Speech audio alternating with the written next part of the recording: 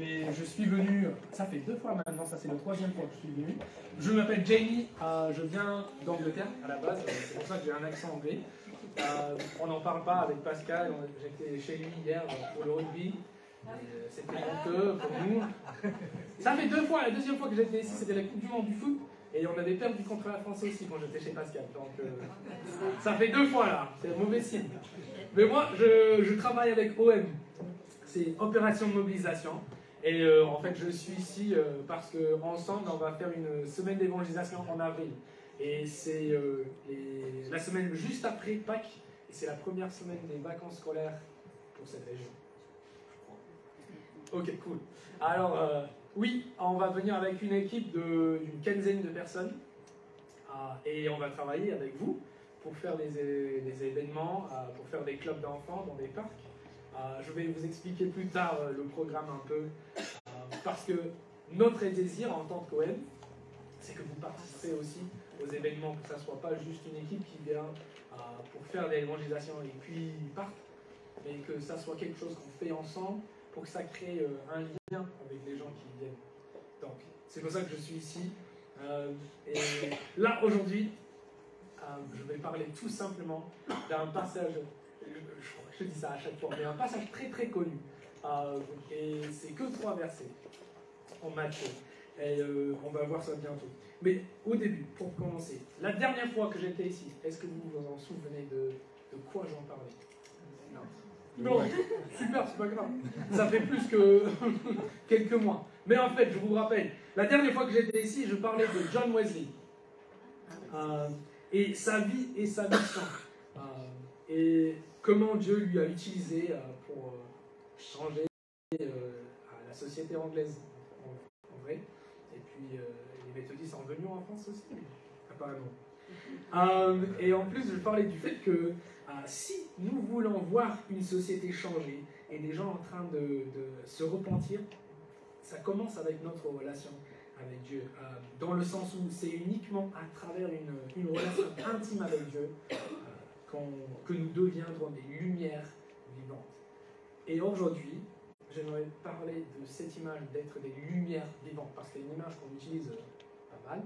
Et j'aimerais juste regarder, étudier un peu plus cette image. Et c'est une image que Jésus utilise en Matthieu 5, dans le sermon sur la montagne. Et c'est ça qu'on va regarder ce matin. On va regarder juste les premiers versets du sermon sur la montagne. Et ça se trouve au Matthieu 5, et à partir de verset 1, et on va lire de verset 1 à 16. Je n'avais pas prévenu à l'équipe qui va afficher, donc si vous avez vos Bibles, vous lisez avec moi. Je lis dans le Semeur 21. C'est ça? Seconde. Ok, je mélange, c'est évident que je suis anglais. J'invente des traductions là. Ouais. Seconde 21, c'est ça. Ok, on va lire les premiers 16 versets, mais on va se concentrer plus tard sur 3 versets qui se trouvent à la fin de notre lecture. Ok, je lis. À la vue de ces foules, Jésus monta sur la montagne. Il s'assit et ses disciples s'approchèrent de lui. Puis il prit la parole pour les enseigner. Il dit: Heureux ceux qui reconnaissent leur pauvreté spirituelle, car le royaume des cieux leur appartient. Heureux ceux qui pleurent, car ils seront consolés. Heureux ceux qui sont doux, car ils hériteront la terre. Heureux ceux qui ont faim et soif de la justice, car ils seront rassasiés. Heureux ceux qui font preuve de bonté, car on aura de la bonté pour eux. Heureux ceux qui ont le cœur pur, car ils verront Dieu. Heureux ceux qui procurent la paix, car ils seront appelés fils de Dieu. Heureux ceux qui sont persécutés pour la justice, car le royaume des cieux leur appartient. Heureux serez-vous lorsqu'on vous insultera, qu'on vous persécutera et qu'on dira faussement de vous toutes sortes de mal à cause de moi. Réjouissez-vous et soyez dans l'allégresse, parce que votre récompense sera grande au ciel. En effet, c'est ainsi qu'on a persécuté les prophètes qui vous ont précédés. Vous êtes le sel de la terre. Mais si le sel perd sa saveur, avec quoi la lui rendra-t-on? Il ne sert plus qu'à être piétinée par les hommes. Vous êtes la lumière du monde. Une ville située sur une montagne ne peut pas être cachée. Et on n'allume pas non plus une lampe pour la mettre sous un seau, mais on la met sur son support et elle éclaire tous ceux qui sont dans la maison. Que de la même manière, votre lumière brille devant les hommes, afin qu'ils voient votre belle manière d'agir, et qu'ainsi ils célèbrent la gloire de votre Père Céleste. Je vais relire les derniers versets, c'est de 14 à 16, parce que c'est là qu'on va étudier aujourd'hui ces trois versets. Donc, vous êtes la lumière du monde. Une ville située sur une montagne ne peut pas être cachée. Et on n'allume pas non plus une lampe pour la mettre sous un seau, mais on la met sur son support et elle éclaire tous ceux qui sont dans la maison. Que de la même manière, votre lumière brille devant les hommes, afin qu'ils voient votre belle manière d'agir, et qu'ainsi ils célèbrent la gloire de votre Père Céleste. Je vais juste prier avant de commencer. Merci Seigneur pour l'encouragement et la bénédiction c'est pour moi d'être ici avec des frères et sœurs. Merci que tu es ce Seigneur qui a déchiré ce monde, qu'on peut venir à toi, qu'on peut être en relation avec toi, Seigneur. Merci que tu veux nous parler aussi, tu veux nous enseigner. Et Seigneur, c'est ça qu'on veut ce matin, que tu parles, que ce ne soit pas moi qui parle, mais toi qui parles à travers. Et que Seigneur, tu nous enseignes, tu nous encourages, et tu nous utilises pour ta gloire, ici, à Montélimar. Donc, aide-nous aujourd'hui à avoir des oreilles pour entendre, et des cœurs ouverts à accepter ce que tu veux nous dire. Amen.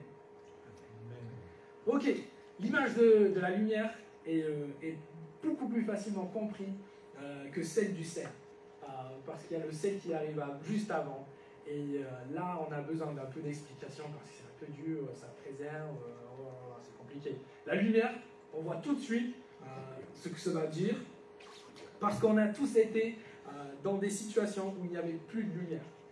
On était dans le noir complet, et puis bam, quelqu'un allume la lumière, et on voit. Et on voit ce qui est autour de nous. On a tous expérimenté cela. Mais pour vous donner un exemple, quand j'étais plus jeune, en Angleterre, j'habitais près de Londres. Et là, on a fait une sortie d'école où on allait dans une grotte. Et c'est un peu bizarre de trouver des grottes près de Londres. Il y avait une grotte naturelle qui était dans notre ville. Donc on est allé la voir. Et le guide voulait nous montrer comment c'était pour les enfants de la Deuxième Guerre mondiale, qui devaient descendre pour se protéger des bombardements. Donc on descendait, et puis à un moment donné, il est allé vers l'électricité, il avait coupé tout. Et on était dans le noir complet. Et c'était horrible pour des enfants. Il a fait exprès, parce que c'était des petits enfants qui criaient tous. Donc il a fait exprès. Mais après quelques instants, il a pris quelques pas dans la grotte, et puis il allumait soit une bougie ou sa lampe torche pour nous éclairer encore l'endroit. Et là, c'est ce type d'image que Jésus utilise ici, que la lumière est quelque chose qui est immédiatement évident dans les endroits noirs. Même une petite lumière dans le noir total est évidente. Donc l'image nous exprime que les chrétiens devraient être aussi visibles, aussi évidents que ça.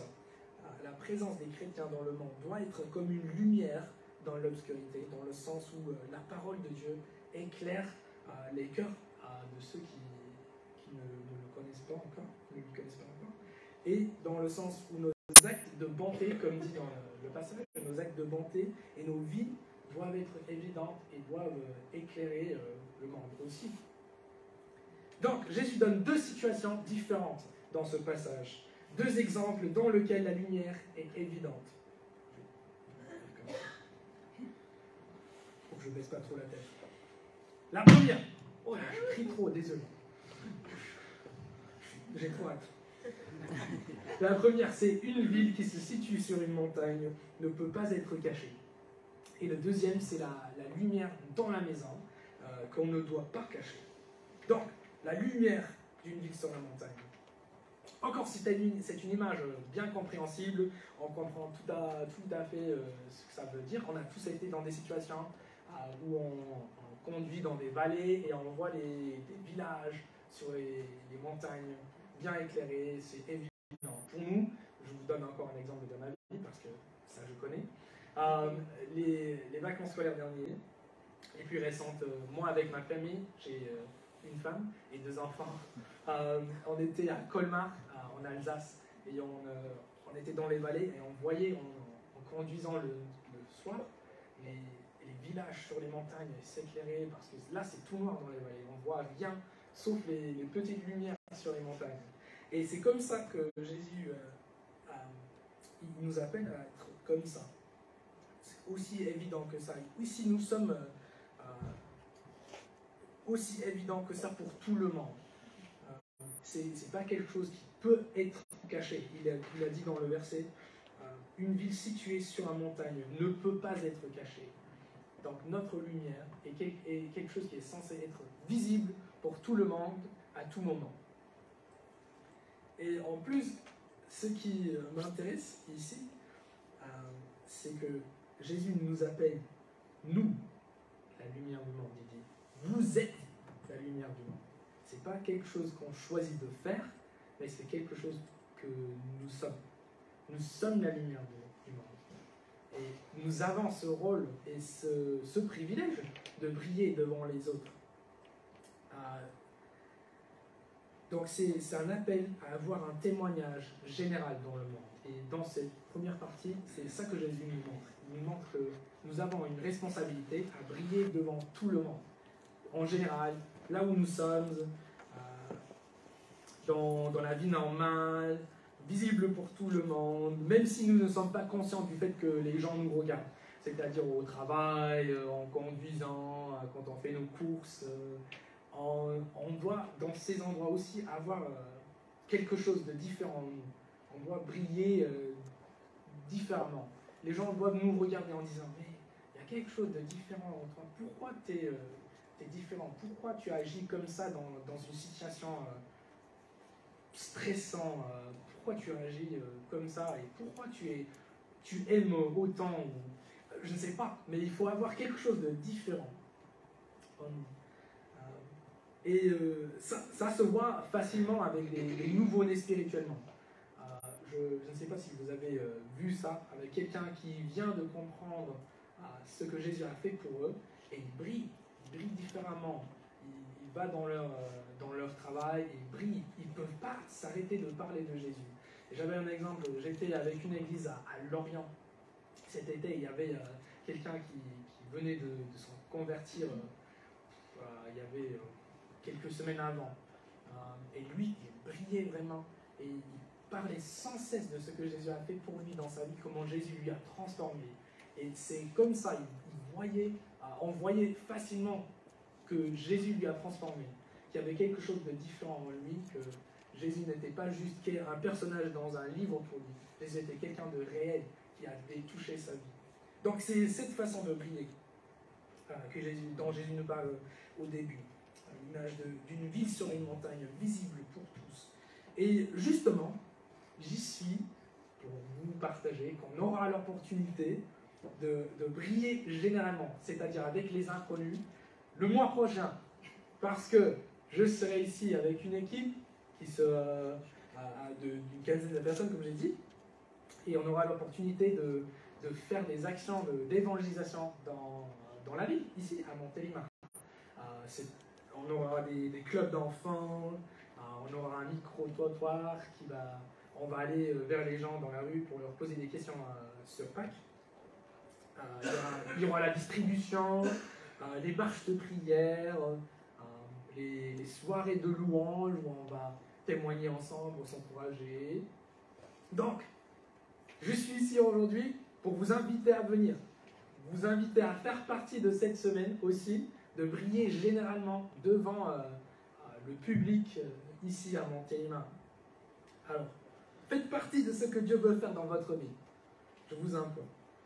Je partagerai les horaires et les activités plus précisément plus tard. Je ne l'affiche pas en ce moment. J'ai un programme que je veux partager avec vous plus tard. Et à la fin, je serai à côté de la porte. Et ce que j'aimerais, c'est juste que vous venez vers moi, vous vous inscrivez, vous mettez au nom une activité qui vous plaît, et que vous vous engagez à faire quelque chose avec nous. Juste même si c'est juste pour venir à une réunion de prière le matin pour encourager l'équipe, ce que j'aimerais, c'est que ça soit quelque chose qu'on fait ensemble. Donc, ça c'est la première chose que Jésus nous dit. Il dit, on doit briller généralement. Et puis, le deuxième image, la lumière d'une lampe dans nos maisons. Donc, le contraste ici, c'est que cette lumière n'est pas pour un public général, mais c'est pour ceux qui sont dans la maison. C'est plus intime, c'est la lumière, la même lumière, mais un public plus intime. C'est la deuxième partie de notre témoignage en tant que lumière, qui est souvent la partie la plus difficile, qui nous met mal à l'aise, parce que ça implique nos relations personnelles. Donc ici, je crois que Jésus cible notre témoignage en tant qu'individu avec ceux qui sont autour de nous, avec nos collègues au travail, avec nos familles, avec nos amis. Est-ce qu'on brille devant eux? Est-ce qu'on a quelque chose de différent? Est-ce qu'on partage notre foi avec nos amis, nos frères et sœurs, nos familles?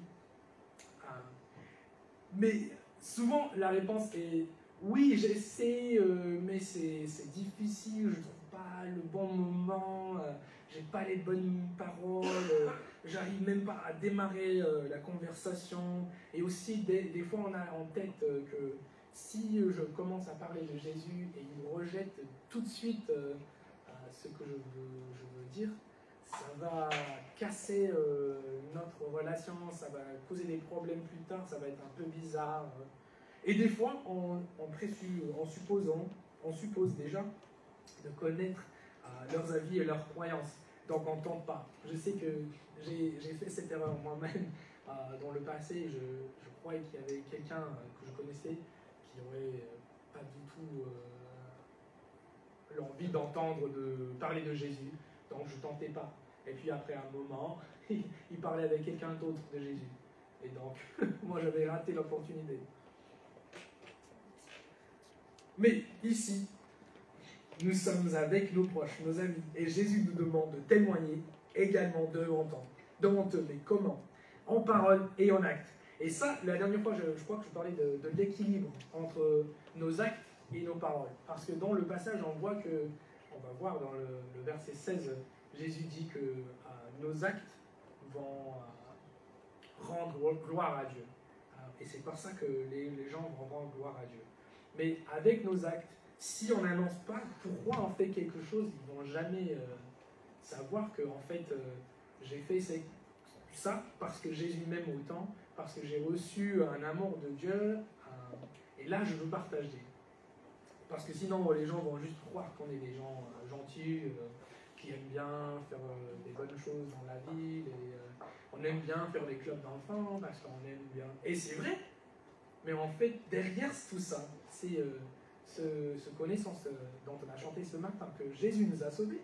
On est devant un Dieu créateur qui nous aime, qui nous justifie, et on a l'opportunité de partager ça avec les enfants ou les gens dans la rue.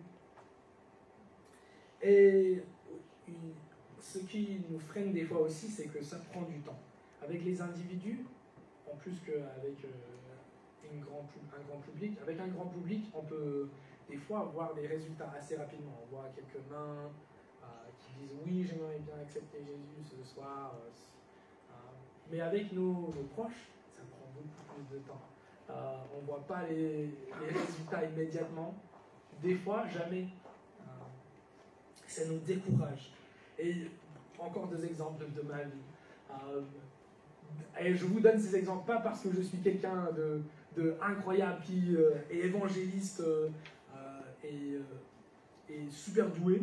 C'est pas du tout le cas.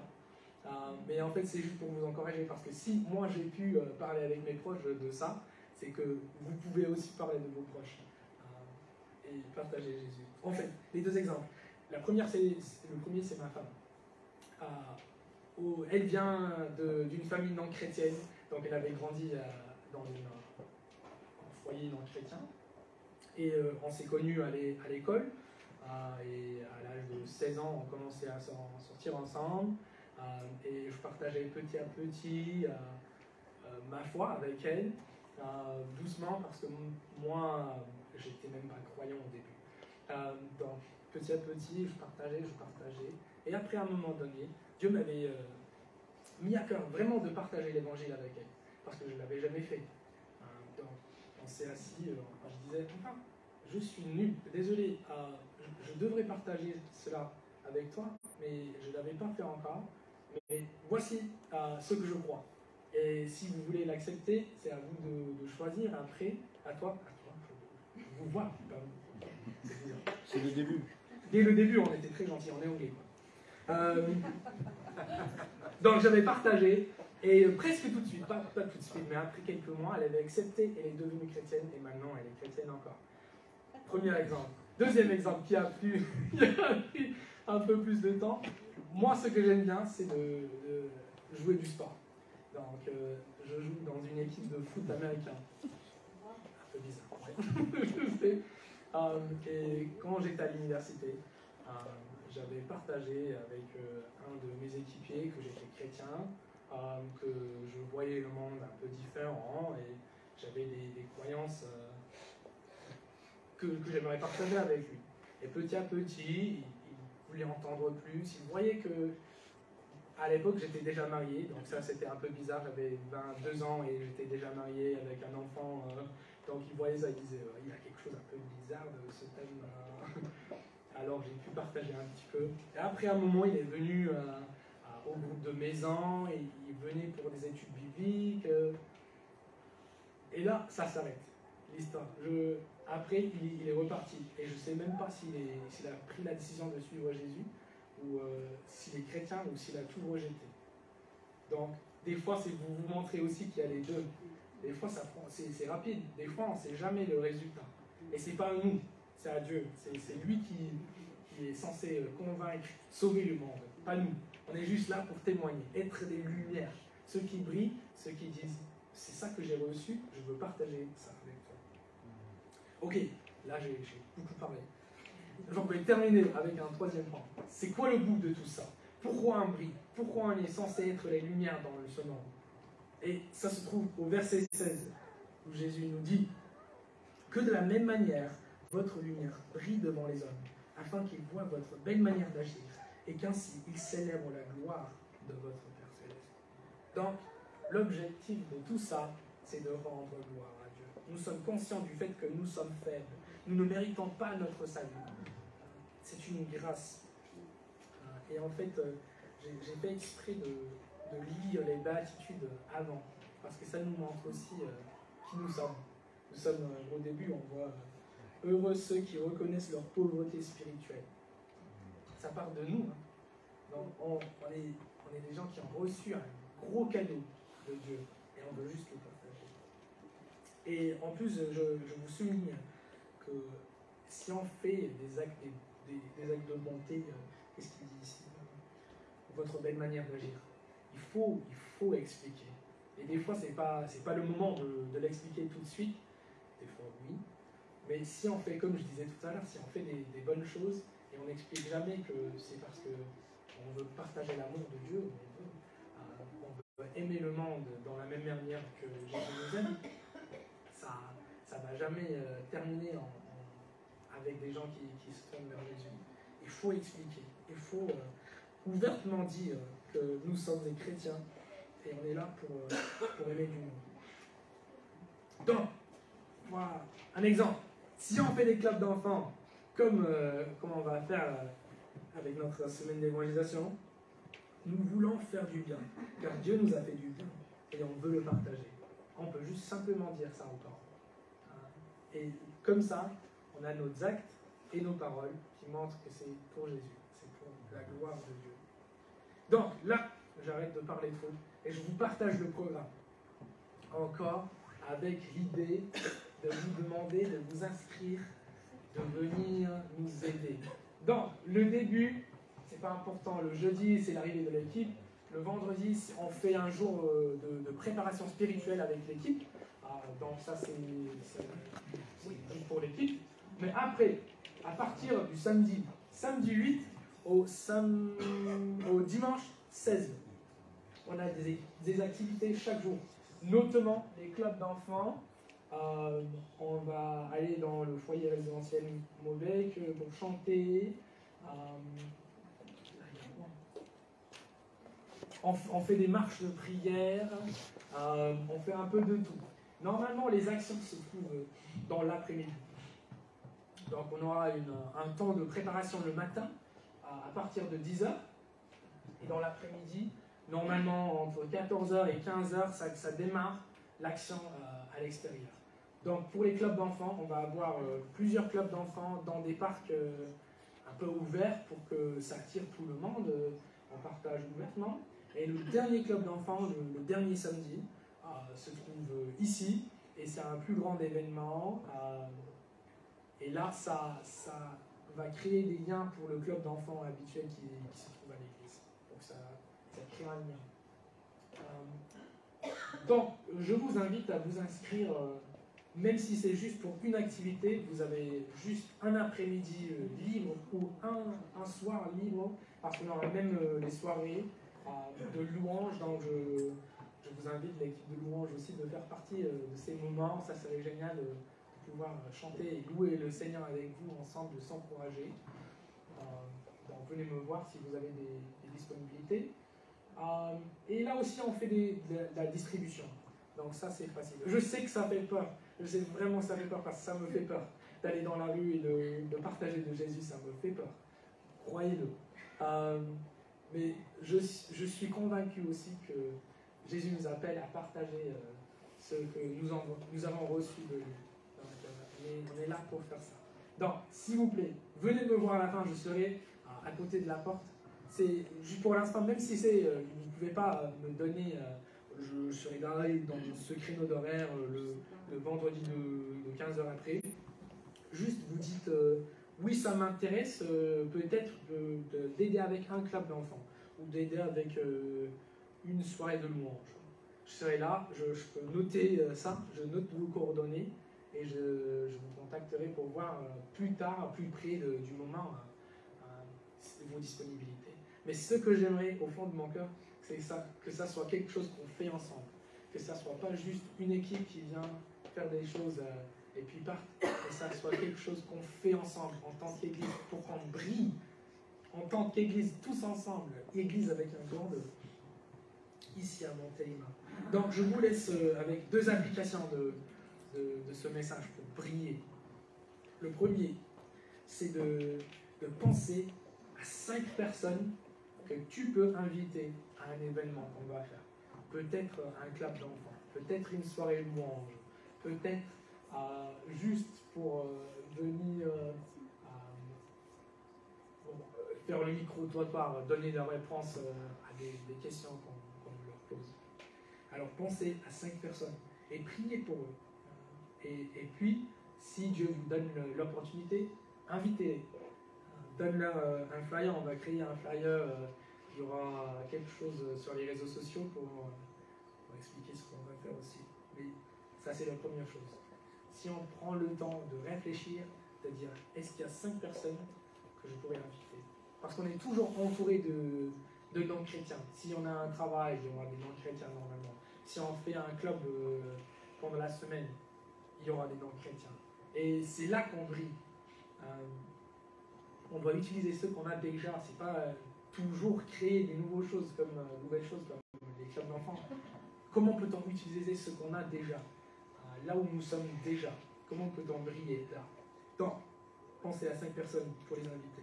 Et puis, inscrivez-vous pour un événement. Prenez ce pas de foi. De dire oui, je crois que ça va être difficile, mais j'ai confiance en Dieu qui peut faire des grandes choses si je prends ce pas de foi. Et inscrivez-vous auprès de moi, après ou même plus tard auprès de Pascal. Donc c'est ça que j'aimerais qu'on fasse aujourd'hui.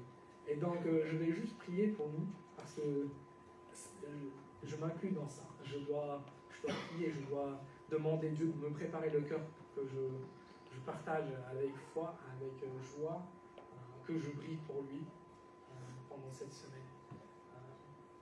C'est pour ça que je veux le faire ensemble. Donc je vais prier pour terminer. Et je vous encourage aussi de relire ce passage et de réfléchir à comment on peut briller pour Jésus.